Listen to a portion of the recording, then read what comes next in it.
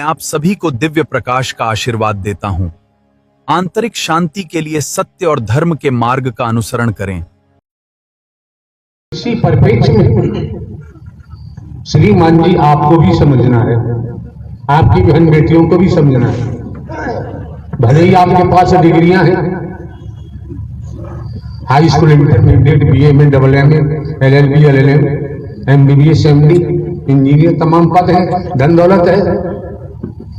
जब तक यहां बैठे हैं तो श्रीमान जी खाली होके बैठो, मन को खाली करो।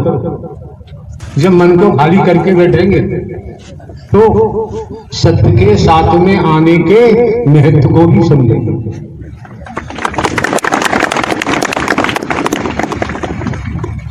अगर श्रीमान जी महत्व नहीं समझा तो जीवन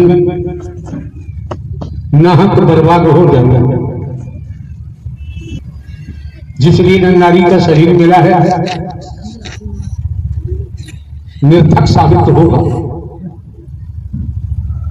संसार में तो हर समय परपंच चलते रहते हैं, परपंच रचने वालों की कोई कमी नहीं होती। जिसे परिवार कहते हैं, परिवार में भी परपंची होते हैं। जलन, वैरभाव रोम रोम में बसा हुआ होता है, लेकिन यहां लागू किया है नारायण हरि परमात्मा ने, मानव धर्म सत्य था, है और रहेगा। मानव का भाईचारा, अनेकता में एकता, मानव मानव को गले लगाना, मानव मानव से प्रेम करना, टूटी हुई मानवता को जोड़ना, बिखरी हुई मानवता को इकट्ठा करना, मानवीय गुणों को पैदा कराते हुए सत्य के मार्ग पर अग्रसारित करते हैं। वही आपको जानकारी दी गई है। जीवन यापन के लिए स्पष्ट कर दिया, मानवीय समाज चाहिए। मानवीय समाज में ही हम भली भांति सकारात्मक सांस ले सकते हैं। अगर हम भौतिकतावाद के जुनून में बह गए, मैं मेरी में अगर हमारा बहाव हो गया, भेद में बहाव हो गया, तो जीवन बर्बाद हो जाएगा। असार में चले जाएंगे। जो जीवन मिला है सार तत्व की तरफ जाने के लिए, तो असार में जाएंगे, जीवन बर्बाद होगा। और ब्रह्मांड में सार हरि परमात्मा के अलावा न सार कोई था, न है और न ही होगा। भली बात जानते हैं, राजा रहे न रंग, बली रहे न अलिया, संतरी रहे न मंत्री, अधिकारी रहे न कर्मचारी, जो आया है सो जाएगा, राजा रंग फकीर। हम आपको किस्सा भी सुना सकते हैं, भले ही हमने कभी स्वाध्याय नहीं किया है, कोई अध्ययन हम नहीं करते हैं। जैसे हैं वैसे ही आपके सम्मुख एक हरकारा चौकीदार बनकर आते हैं। आने वाले महापुरुषों के आत्मा देव का दर्शन भी हम करते हैं। हम आपके ऊपरी आवरण को नहीं देखते हैं। ऊपरी आवरण देखना हमारा काम नहीं है। ये संसार का प्रचलन है, दुनिया का सिस्टम है। कौन किस रूप में क्या करता है, हर किसी का अपना अपना कर्म होता है। हमारे द्वारा अनेकों बार, अनगिनत बार पूर्व में भी कहा गया है, भले ही हमारे कार्य चौकीदार बनकर काम करते हैं, स्पष्ट कहा है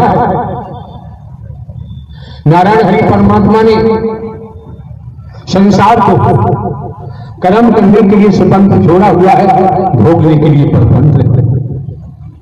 इसमें संदेह नहीं। जो निज स्वार्थों में डूबे हुए हैं,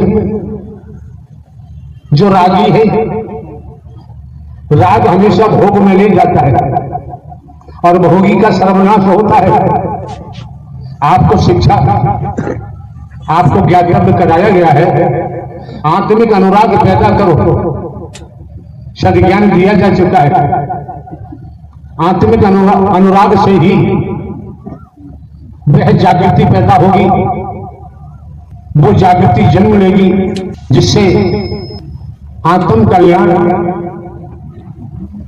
का हमारा मार्ग प्रशस्त होगा। लेकिन हम जैसे फॉर एग्जाम्पल एक मिसाल के द्वारा जानते हैं, गांव देहात में रहते हैं, आकाश से टूटकर अगर कोई तारा जमीन पर आ जाता है, इस वसुंधरा पे आके गिरता है, उस तारे को समझना किसी के बस की बात नहीं। वो तारा ही अवगत कराता है, वो तारा ही जानकारी देता है, वो तारा ही सद्ज्ञान देता है, स्वयं के बारे में बताता है, आपके बारे में बताता है, आपके संबंध की जानकारी देता है, अपने विराट स्वरूप की भी जानकारी देता है। लेकिन हम उसके शब्दों को समझना नहीं चाहते, उसकी बातों को पकड़ना नहीं चाहते। क्यों? हम मिथ्या नस्र में इतने डूबे हुए हैं, आसार में हम इतने लवलीन हो चुके हैं, हम स्वयं को ही भूल गए। स्वयं को हिंदू मुस्लिम सिख ईसाई समझने लगे, स्वयं को हम ब्राह्मण क्षत्रिय शूद्र समझने लगे, स्वयं को हम नर नारी समझने लगे। ये बहुत बड़ी भ्रांति है, बहुत बड़ा भ्रम है। जो तारा आकाश से आया वो भ्रम को भी हटाता है। मोह माया में इतना दबा हुआ है, मोह माया में इतना लवलीन है, वो खुद की ही बात भूल गया कि मैं कौन हूं, मैं आया कहां से हूं, मेरा रूप क्या है, मेरा स्वरूप क्या है, मुझे क्या करना चाहिए, मैं कर क्या रहा हूं। मेन बॉडी या ये भूल गया। ईश्वरांश जीव अविनाशी स्वयं को भूल गया, मिथ्या नस्र को अपना लिया, आसार को अपना लिया, सार को छोड़ दिया। तो क्या होगा? क्या होगा? कर्म ने किसी को छोड़ा नहीं है। राजा हो चाहे रंग, बली हो चाहे वलिया, संतरी हो चाहे मंत्री, अधिकारी हो चाहे कर्मचारी, साधु संत महात्मा, और हमारे द्वारा तो भले ही हम हर जगह चौकीदार बन के काम करते हैं, इसी जुबान से हमारे द्वारा कहा गया है, बोला गया है, कर्म ने अवतारों को भी नहीं छोड़ा है। वैदिक काल का इतिहास उठा के देखो, कर्म ने, जिन्हें शंकर ब्रह्मा विष्णु राम श्री कृष्ण कहते हैं, देवी दुर्गा हनुमान जी कहते हैं, काल भैरव कहते हैं, इनको भी नहीं छोड़ा। हमें अपनी औकात देखनी चाहिए। हम तो जीव हैं, जीव मायाबद्ध है, जीव मायाबद्ध है, नारायण हरि परमात्मा मायाधीश है। पूरा ब्रह्मांड त्रिगुणी माया में डूबा पड़ा है, त्रिगुणी माया से बना हुआ है। जब जीवों पर, जीवों की दुर्दशा देखकर, जीवों के क्रियाकलाप देखकर, समय काल परिस्थितियों के आधार पर परम सत्ता सुप्रीम अथॉरिटी, अलग निरंजन, अलग पुरुष जब धराधाम पर अपना प्राकट्य करते हैं, क्या होता है? जैसे बरसात हो रही है, एक एक शब्द को ध्यान लगा के श्रवण करें, ठीक से सुने, मौके बार बार नहीं मिलते हैं। बरसात हो रही है, आकाश की तरफ से बूंदे गिर रही है, देखा होगा, कानों से सुना होगा, बहुत गड़गड़ाहट की आवाज आती है, जिसे कहते हैं बिजली कौंधती है। जो लोग अपने घरों में कोठियों में बंद होते हैं, आवाज तो उनके कानों तक जाती है, अगर कान सुनने का काम नहीं कर पा रहे तो वो भी नहीं सुन पा रहे। गड़गड़ाहट की आवाज होती है, बिजली कौंधती है, महलों में घरों में बंद है, आवाज तो उनके कानों में गई, लेकिन बिजली की कौंध उन्हें दिखाई नहीं दी, क्योंकि वो चार दीवारी में बंद है। जो चार दीवारी से बाहर है, खुले आकाश में है, वो बिजली की गड़गड़ाहट को सुन भी रहा है, और जो चमक है बिजली की उसे देख भी रहा है। और एकदम इसी प्रकार समय के सदगुरु परमात्मा को कहते हैं, आड़मास वाले को नहीं। समय का सदगुरु जो प्राकृत करता है, क्या होता है? सत्य की चमक कौनती है, उसके शरीर से ही कौनती, उसकी जुबान से ही सत्य की आवाज होती है, उसके घर से ही, शरीर से ही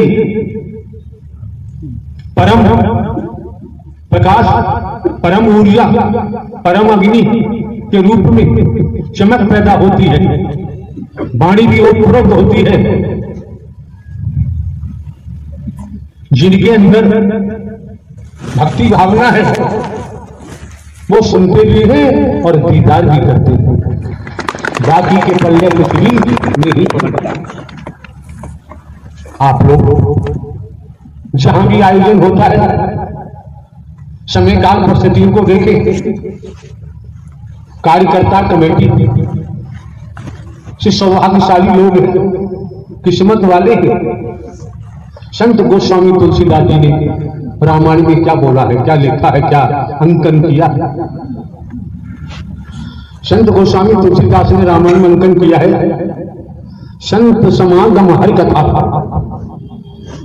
गोस्वामी तुलसीदास जी तो राम जी के अनुयायी थे, हरि का नाम क्यों ले रहे हैं? हरि का जिक्र क्यों कर रहे हैं? आप लोगों ने आज तक समझने का प्रयास किया? हमने आपको, हम भले ही हरकारा चौकीदार बन के काम करते हैं, हमने आज तक किसी को लकीर का फकीर नहीं बनाया है। हमने आपको जीवित परमात्मा दिया है, जिंदा परमात्मा दिया है। बात गुरु की होती है। हमने आपको परम सदगुरु हरि परमात्मा ही तो आपका मार्गदर्शन करते हैं। उसके बावजूद भी अगर आप लोग उल्टे रास्ते जाएंगे, अपने कर्म से ही गिर जाएंगे, अपने विचारों से गिर जाएंगे, कुछ भी करो। नारायण सागर हरि का विधान है, विधाता का विधान है, करनी का भोग तो भोगना ही पड़ेगा। बचाव संभव नहीं होता है।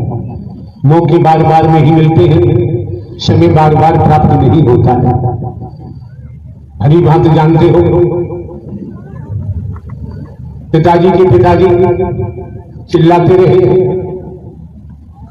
मेरे बेटे, मेरी बेटियां, मेरे भाई, मेरी बहनें, मेरे लड़की दामाद,